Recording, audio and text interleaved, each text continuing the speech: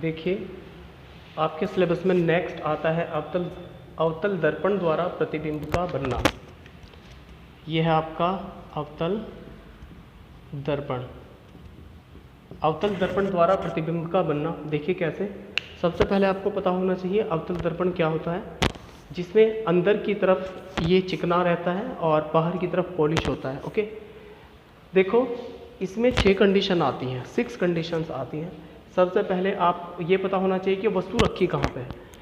First point में देखिए, first condition ये है कि जब वस्तु सी के बाहर रखी हुई है, सी के बाहर का मतलब ये इन्फिनिटी होता है, अनंत, ये सी होता है, ये एफ फोकस होता है और ये इसका ध्रुव होता है, राइट। और ये होता है इसकी मुख्य अक्ष, ये है इसकी मुख्य अक्ष।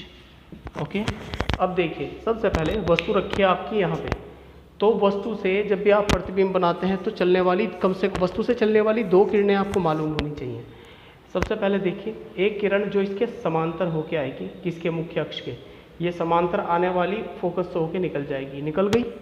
दूसरी किरण जो फोकस से होके आएगी वो समांतर हो जाएगी, इसका उल्टा हो जाएगा। तो दोनों किरणें मिरर से, दर्पण से टकराने के बाद जहाँ पे मिलती है वहाँ पे बनता है प्रतिबिंब, और जिस बिंदु पे मिलती है वो प्रतिबिंब का सिरा होता है। और इसके जो फुट होते हैं, वो इसका जो फुट होता है वो होता है प्रिंसिपल एक्स पे। तो ये जो एरो मैंने बनाया है, तो ये हुआ इसका प्रतिबिंब। कैसा हुआ, देखने से पता चल रहा है। अगर प्रिंसिपल एक्सिस के नीचे बन रहा है तो उल्टा होगा, प्रिंसिपल एक्सिस के ऊपर बन रहा है तो सीधा प्रतिबिंब होगा।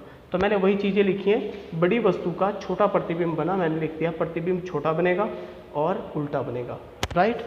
नेक्स्ट कंडीशन, जब वस्तु आपकी सी पे रखी है, पहले वस्तु यहाँ पे रखी, फिर सी पे रखेंगे, फिर सी एफ के बीच में रखेंगे, फिर एफ पे रखेंगे, फिर यहाँ पे, तो 6 कंडीशन आपकी पूरी हो जाती है।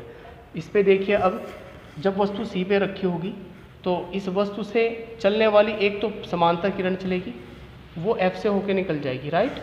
दूसरी किरण जो है वो एफ से होके आने वाली, वो समांतर हो जाएगी। टकराने के बाद ये किरणें जो है ये यहाँ पे मिलती हैं इस बिंदु पे। ये बिंदु होगा आपका प्रतिबिंब का सिरा, और इसका फुट कहाँ पे होगा, वो होगा प्रिंसिपल एक्स पे। तो ये भी आपका उल्टा बना है, लेकिन इसका जो साइज होगा वो वस्तु के बराबर होगा। नेक्स्ट, तीसरी कंडीशन क्या है, जब वस्तु सी तथा एफ के बीच में रखी होगी कहीं पे, सी के और एफ के बीच में, इसका मतलब ये वाली कंडीशन की मैं बात कर रहा हूँ। देखो तो क्या होगा, एक पैरेलल जो किरण आ रही है, समांतर किरण एफ से होके चली जाएगी हर एक कंडीशन में। दूसरी किरण जो एफ से होके जा रही है वो इसके समांतर निकल जाएगी। ये दोनों बढ़ाने पर कहाँ पे मिलती हैं, इस बिंदु पे मिलेंगे, और ये बिंदु होगा इसका प्रतिबिंब। ओके, प्रतिबिंब का सिरा, पैर यहाँ पे होंगे, तो पता चला कि छोटी वस्तु का बड़ा प्रतिबिंब बन रहा है, लेकिन उल्टा प्रतिबिंब बन रहा है। इस तरह की जो बाकी 3 कंडीशंस हैं वो आप बुक से ट्राई करेंगे और जो क्वेरीज होंगी वो पूछेंगे।